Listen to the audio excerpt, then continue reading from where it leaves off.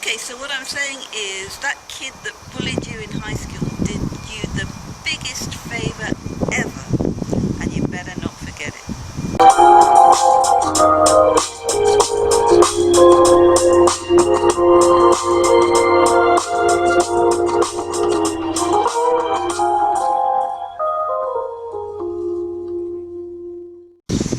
Hi folks, I'm filming this on a breezy June day in the UK, and what I'd like to ask you today is, have you ever been bullied? Now, I certainly have been, and not just as a child, as an adult as well, and I think most people have at some stages in their lives. Michael Phelps, you know the guy. He's the guy who won something like 28, around about 28 medals, Olympic medals, and he's a huge strapping guy, so you wouldn't imagine that he'd be bullied at school, but he was. And maybe he was small when before he matured, maybe he was small then, but apparently what happened was he had very big ears. Now, I'm guessing that's a bit like the big ears character in the Noddy Enid Blyton books. I'm only joking, guys, I don't really mean that, but he had big ears, and there's actually a film made to show what he went through as a child, and that film is called Angst, apparently.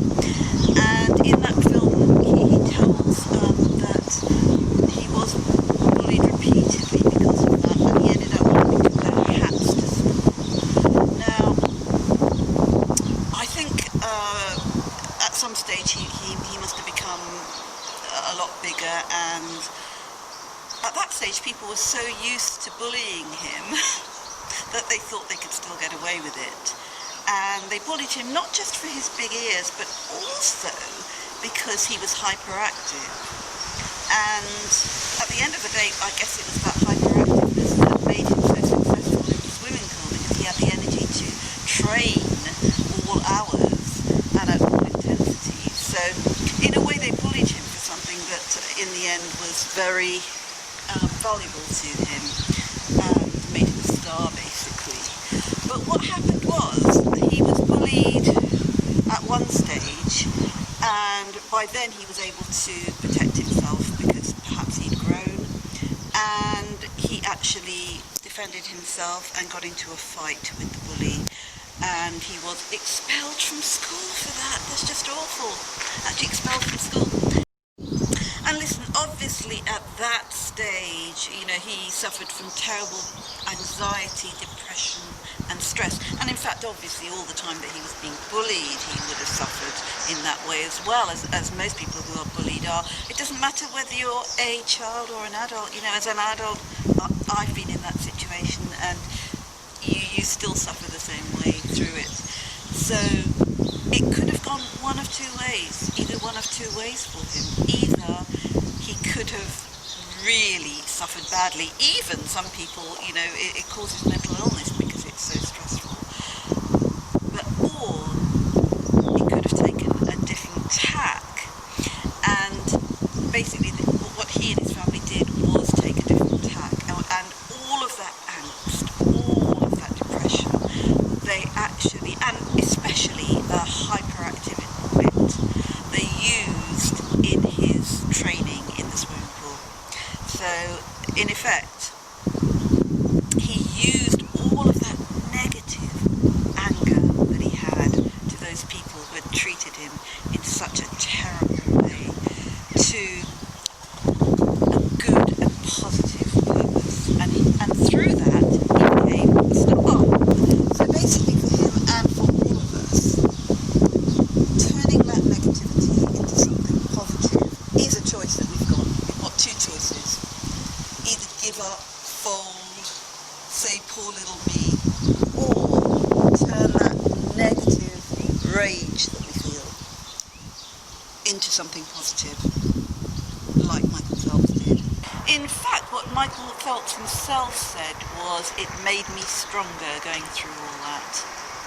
And he's damn well right, because that kid that bullied him and that kid that bullied you in high school did you the biggest favour ever.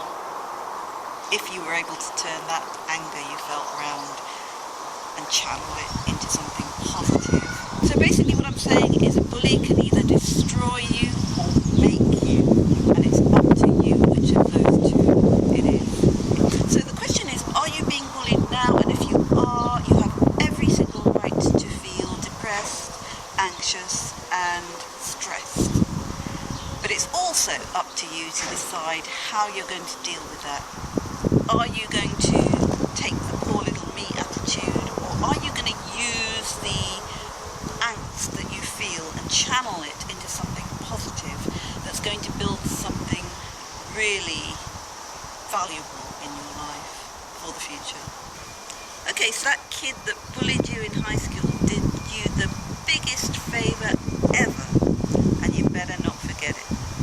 So let me tell you about a situation that I myself had, and this was in my adult life, maybe 10, slightly more than 10 years ago, and it wasn't exactly bullying, and I'm saying that because it involved someone very close to me. It involved my sister, and if she watches this and I've said it was bullying, she'll rip my head off. I'm sure lots of you out there have got sisters and you know exactly what I mean. Okay, so basically, at that stage of life, I was so keen, and I really wanted more than anything else to be a successful published author of fiction. I tried really hard for quite a long time to get noticed by the agents, but it's very difficult and haven't had much success. So what I thought I'd do one day is just surf the internet and look for a competition, because competitions are really good if you win. They're really good for getting you noticed. And just that day that I had a look, oh wow, I found the ideal competition, perfect for what I wanted to write. It was about crime writing fiction, one of the biggest competitions in the world. I thought, fantastic, I'm going to do this. I strolled down the screen and I discovered that the submission date for this competition was within 24 hours. And then I looked at the length of the piece of fiction you had to write, and I was just so upset, because it was a complete impossibility, absolute impossibility, to finish it within that time frame. And I'd missed my chance for that year. I was just so down. I was incredibly down and upset. And I felt like, it's one of those things. I'm a very positive person. I never stay down for very long. Okay, I simply don't. But I do have my down times. And I felt like I could do nothing else for that day, because I'd missed this great opportunity simply because I'd spotted it too late. And just as I was sort of curling up in a ball and being very upset and deciding I couldn't do anything else for the rest of the day except be miserable, the phone rang. And it was my lovely sister. And she was mad at me about something. I don't even remember today what it was, but she was mad, really mad at me, and she let me have it over the phone. She was furious. And I was down anyway, and I definitely felt at the time that she was out of order, because what she was angry about really wasn't something that I thought was fair. She was accusing me of things, and I didn't think it was fair at all. And in fact, at that stage, I wasn't even depressed. I was absolutely furious, completely and utterly furious. And so I came off the phone absolutely full of fury, and actually there was still some depression, still some angst and depression there as well. It wasn't just fury. And I thought, oh my God, it was eating me up inside. I thought, look, this will calm down in a minute, and it didn't. It got worse and worse and worse. And I was thinking, poor me. But this anger inside me was so strong, it was going to eat me up, and it was not good for me at all. And so I could have gone two ways. I could have either let it eat me up, and perhaps that would have gone on for a few days if I'd allowed it to take control. It would have gone on for a few days. that I would have felt enraged and upset and depressed and full of angst. But what I did instead was grab my computer and just start pounding on the keyboards and just really redirecting that energy, huge energy that I was feeling into writing, and writing for the competition. That's what I did. And I hammered at that keyboard all night long, into the next day, on and on and on, until, to be honest, I did actually feel I was a little way over the deadline that they'd asked for. But I was lucky.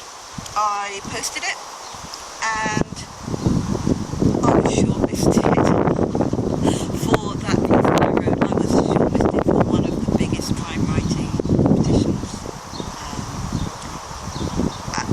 As a debut writer, I was shortlisted. So very, very successful. Now, that's one of the big moments of my life, and it resulted from my sister. I got my sister to thank for that, and I've always known that I've got my sister to thank for that. And you know, I know that me included, all of us would like to live a conflict-free life, a life that's comfortable and where we get on with everyone all the time. We don't, most of us would like to live that. I would certainly.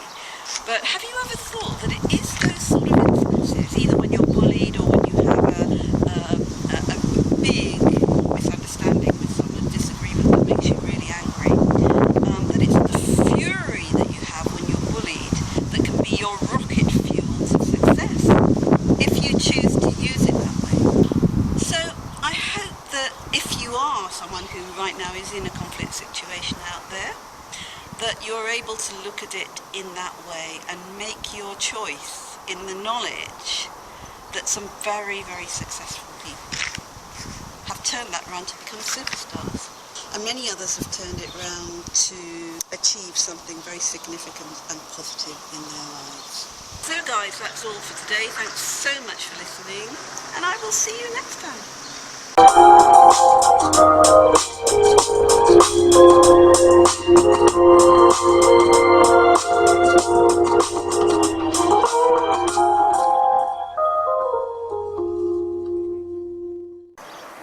I hope that you found maybe one or two little gems in what I've said today that will prove valuable to your work style, your health, wealth or well-being, or at least that you found what I've said entertaining or even amusing. I'm Sandi Charan. I used to work for aggressive corporate types, or as I like to call them, the ugly sisters. I tried to escape, but my first business collapsed, forcing me into perpetual debt. And I had to go back cap in hand to the ugly sisters. Life was hell, but it was 7 minutes to midnight, and I knew that I had to find a way out. So I worked through the night to skill myself up as an online entrepreneur. Then I put on my sparkling full gown and launched my online business. And that's where the magic began, because Cinderella had finally found her freedom and escaped the clutches of the ugly sisters.